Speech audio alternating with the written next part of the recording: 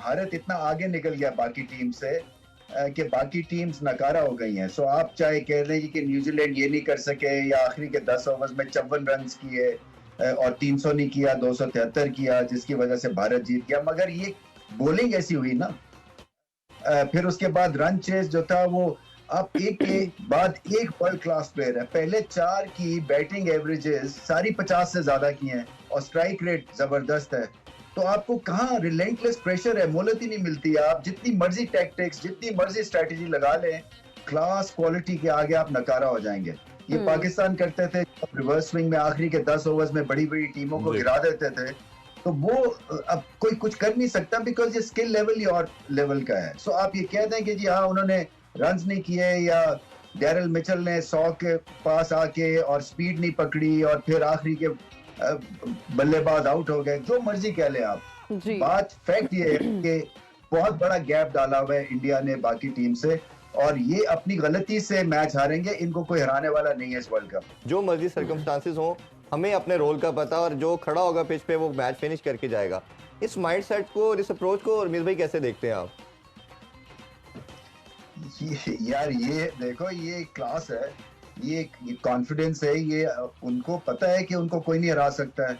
एक ये air of invincibility इसको कहते हैं, जब आपको पता हो ना कि आप इनविंसिबल हैं, आप के पास कोई आएगा नहीं, और आपको इतना अपने भरोसा है अपनी स्किल्स के ऊपर, तो फिर हालांकि एक विकेट दूर थी ना, चले शामी ने पैड किए हुए थे, कहीं आपको ऐसा महसूस हुआ कि जडेजा ने या कोहली ने अपनी गेम बदली हो कि जी क्या होगा अगर हम आउट हो गए तो पीछे छुट्टी है सारी टीम की?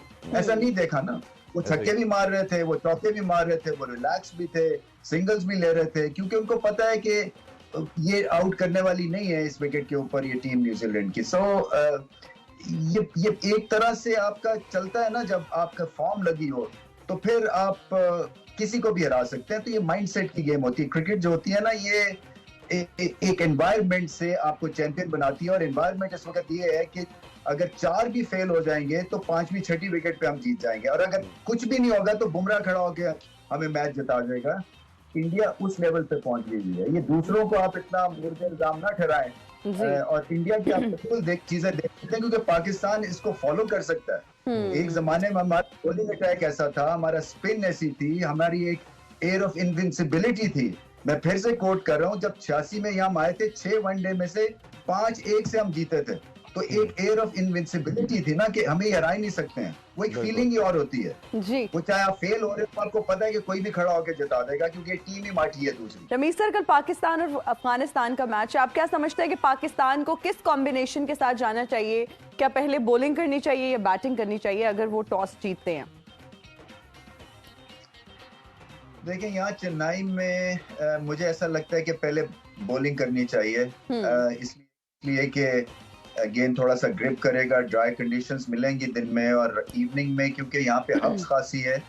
मुझे लगता है कि बैटिंग कंडीशंस आसान हो जाएंगी, और ये वही पिच है जो कि ऑस्ट्रेलिया और इंडिया के अगेंस्ट इस्तेमाल हुई थी। तो थोड़ी सी मूवमेंट तो जरूर है, डाइसी भी होगी, ग्रिप भी करेगा गेंद, अच्छी बैटिंग करनी पड़ेगा। पाकिस्तान का प्रॉब्लम ये है कि पिछले 2 मैचों में जो टॉप ऑर्डर है, यानी कि पहली 4 विकेटों ने तो 350 स्कोर किया, और आखिरी के सारे बल्लेबाजों ने सिर्फ 120 रन किए।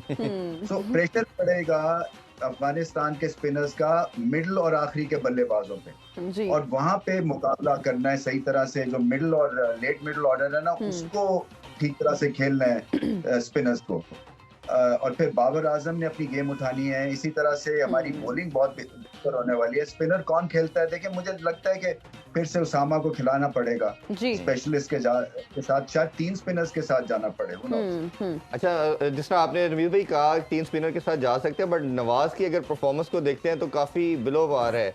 आपको लगता है कि कहीं ना कहीं सलमान अली आगा को भी किया जा सकता है कि चले हमारी बैटिंग भी स्ट्रेंथन हो जाए और इफ्तिखार के साथ हम 10 ओवर का स्पेल कर लें? देखिए, वो कोई ठीक है, कर सकते हैं आप एक्सपेरिमेंट, मगर मुझे लगता है कि नवाज उनसे बेहतर बॉलिंग ऑप्शन है। नवाज को असल में गेंद को स्पिन करना है, वो स्पिन करते नहीं, इतना मुश्किल से टेढ़े मेढ़े भागते हुए आते हैं और गेंद सीधा कर देते हैं। मैं हैरान होता हूं। और इधर से इतनी तकलीफ से उन्हें समझाना कि खुद नहीं टर्न होना, बॉल को टर्न कराना।